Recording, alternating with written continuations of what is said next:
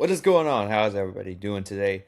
Hope everybody's having a good week so far. We're back with another BYU video. It's been about a week since I have posted a BYU video.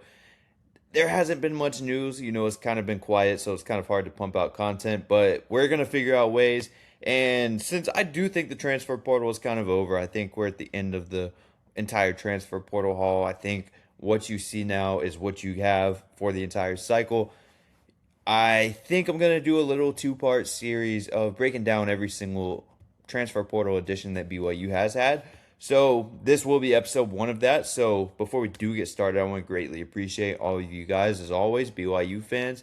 You guys show me massive amounts of support, and I love covering the Cougars here. So we post a lot of Cougars content, probably more than anybody else on YouTube outside of the full BYU channel. So if you are a Cougars fan, a BYU fan, then this is a good spot for all the new BYU updates for the football program, at least.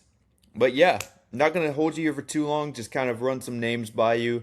So if you are a BYU fan and you're not too updated on the transfer portal, I can kind of show you what additions and what upgrades BYU has made going into next season, because you're one of those teams that's really competing to win the Big 12. You're competing to be in the college football playoffs. You fell just short this year. Maybe there was some controversy there. You fell just short to Texas Tech a few times this year.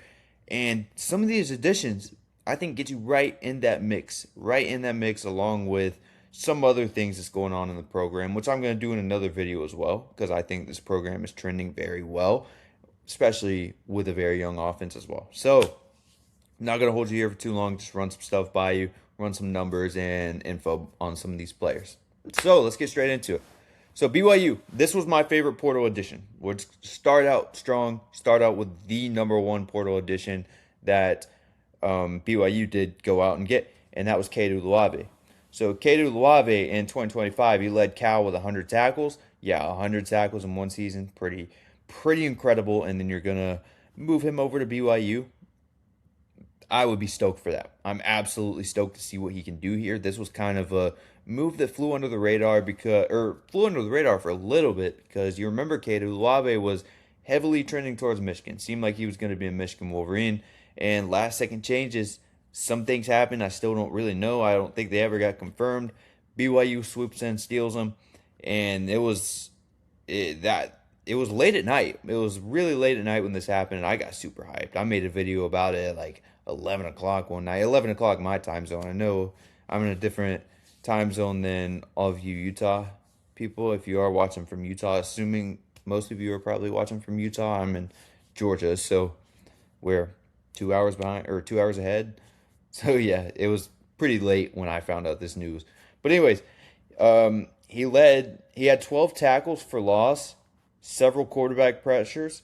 He was first team All ACC, Pac-12 Defensive Freshman of the Year back in 2023, freshman All-American honors as well.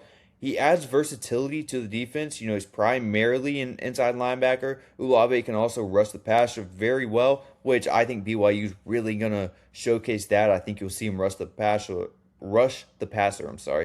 a lot more this season than what he did over at Cal. He's had high pressure rates relative to the attempts. And like I said, BYU is going to plan to use that a lot more than what you saw him use at Cal. And I expect Cade Uluave, you may look at him and say he's already had his breakout seasons. I think this year he's going to be an absolute superstar. I think he's definitely going to be, I think you're going to hear his name talked about in the first round next year. Maybe that's a while it'll take, but I don't think so. He was the number one linebacker in the entire transfer portal. So the next one is Roger Saleapaga. Where'd it go? There it is. Roger Saleapaga, over from Oregon. He appeared in 26 games over 2 seasons with Ducks, recorded 3 catches for 26 yards, 1 touchdown in the 2025 season, including 1 score in the college football playoff game against Indiana, although that game didn't go Oregon's way whatsoever. But this is another guy you're kind of banking on some upside. Most of his Oregon playing time did come on special teams or as a blocking tight end due to Oregon's depth chart being very good at the tight end position. You had like Kenyon Sadiq there and some other guys it was a pretty crowded tight end room, so it was pretty hard to find Roger relative playing time or meaningful playing time at that. And he has some pass catching upside when you do go back to his high school recruitment. I know I talked a lot about his run blocking skills in the last video that I did make about him after this addition was announced, after BYU did land him in the portal. And I had a few people talking about and or telling me in the comments that he was mainly a pass catcher coming out of high school. And yes, I did know that. I did know that, but I was talking about kind of what we saw out of him at Oregon more. But I do think that you'll see him catch some more passes over with the Cougars. So I think you'll see some of that pass game upside unleashed from him. And I think you got a good player, and you're banking on some upside here. Now, another one of my favorite additions, Walker Lyons. Walker Lyons, I think he's going to be another one that's absolute. I think he's going to be an absolute game changer. He's a brother of Ryder Lyons, 5-star quarterback. No, he's not a 4-star. He's a 5-star. Don't care what anybody says. If you're a non-BYU fan, you're probably going to tell me that he's a 4-star, but he's not a 4-star. He's a 5-star. Ryder Lyons is a 5-star quarterback. So, yeah, you got his brother, Walker Lyons. He played in 26 games over 2 seasons with the Trojans, USC Trojans, by the way. He caught 20 passes for 223 yards and 2 touchdowns. In 2024, he appeared in 11 games, had 6 catches for 36 yards as a true freshman. He was a highly ranked, one of the highest ranked tight end prospects in his class. Very high receiving upside. I expect this to be his breakout year. His opportunity was coming at USC. This next season was supposed to be his big breakout year at USC, as that depth chart did kind of clear out. He was going to be the guy, probably the tight end one with the Trojans next year. But some family stuff, not anything bad, but I assume it has to do with a lot of family ties, because I believe his sister goes to BYU. I believe I think his girlfriend lives somewhere in Utah around the Salt Lake City area, I believe. And then obviously Ryder Lyons going to be at BYU next year after he serves his mission. So maybe one day you see Ryder Lyons throwing to Walker Lyons. I think that would be an awesome story, awesome to see. But super excited for this one. Absolutely excited for this one. Like I said, I think it's going to be his massive breakout year. He has a sky-high ceiling. I think he could be one of the better tight ends in the entire country next year if used right. And, he's been used as a blocker a lot at USC as well, so you kind of got a complete player at the position here. I'm stoked to see this. I'm absolutely stoked to see this.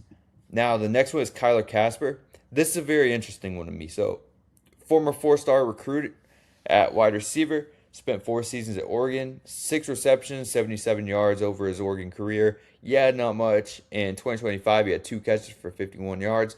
So that's a good yards per catch rate at least. He missed most of his 2024 season due to injuries, which has held him back a lot in his career. So I wouldn't take those career numbers too much. I wouldn't take too much out of that. He brings versatility to the wide receiver room because he's such a big target. He's such a tall receiver. If you see, he does stand at 6'6", 212 pounds. He's going to be a big red zone target, I can guarantee you that. He's going to be a 50-50 ball guy for Bear Bachmeier, which Bear Bachmeier really hasn't had in his career yet. So I think that's going to be very interesting to see, if he ever does fall under pressure. It's going to be very interesting to see if he can throw up some contested balls up to Kasper when your speedy guy like Parker Washington and some other younger guys, I'd assume, aren't open. So I think this is really good because if you do look at BYU's offense, you don't really see many of these big body receivers, so it's very interesting to see them go out and do this. I'm excited to see how it goes. I'm very excited to see how it goes, and this is another one where you're just kind of looking at the upside, and you probably look back at his high school tape or the little flashes that you did see at Oregon because he showed potential when healthy. So I like this pickup. I don't think it's a bad pickup whatsoever. I mean, I'm very interested to see how it goes. Now, this one is Clifton. Jake Clifton. I know I've said this a lot. I think he's the most underrated portal addition, maybe not in the entire class, but for the Cougars at least. For BYU, I think that's the most underrated addition that you did make. He played 19 games over 2 seasons at Kansas State. 2022 as a true freshman, he saw 11 games, logged 12 tackles, stepped into a larger role with 8 games played, 3 starts in 2023, and had 24 tackles that year, 2 tackles for loss.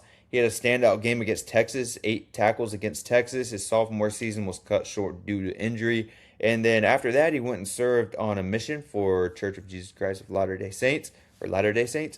And yeah, that kind of led to a big funnel leading over to BYU, which I think is very good for him, very good for the school, very good for the football program as well.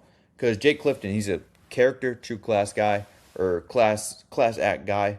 So very seems like a very cool person. Is basically what I'm saying. Seems like a very good guy. I think he's going to fit perfectly in the locker room. He does bring some veteran experience for some mentorship for some of the younger guys coming in at the linebacker position, and does add to a relatively experienced linebacker room as well. So I think this can be very interesting. And like I said, he was very good at Kansas State, and I think he flew under the radar because of the lack of football that he got to play when he was serving on his mission. So he definitely flew under the radar in the transfer portal, and I think that's a very good addition for BYU. I'd expect to see him a lot on special teams this year. You'll probably see him as a rotational linebacker at some point on the field. But yeah, man, I really like this pickup, and I love what BYU did in the transfer portal. Now, like I said, this is not all of it. We're going to have part 2 coming out later this week or early next week.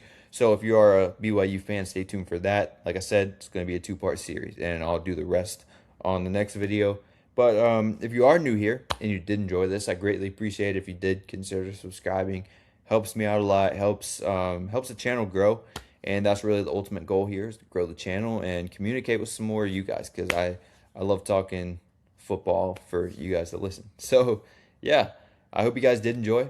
Let me know down in the comments what you think of this transfer portal class, and what was your favorite addition out of this video, because like I said, we're going to do another one. So, yeah, I hope you guys did enjoy, and that's it for this one. I'll catch you on the next one. Peace.